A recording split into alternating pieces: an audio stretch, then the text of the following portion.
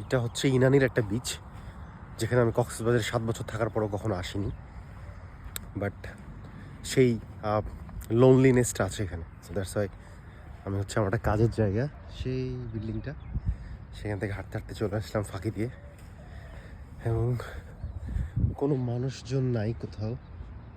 খুব ইন্টারেস্টিং, এবং দূরে একটা সাম্পান দেখা যাচ্ছে, ওখানেও যাওয়া যেত যদি সময় থাকতো।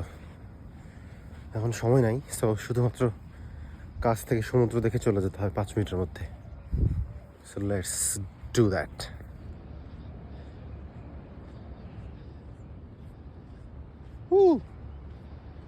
ভাই দেখাস না প্লিজ, আমি বদলে গিয়েও ঘরে ফিরতে চাই, তবু তোর দু চোখের রোদ ফিরতে মানা করবে সেই ভয় পাই।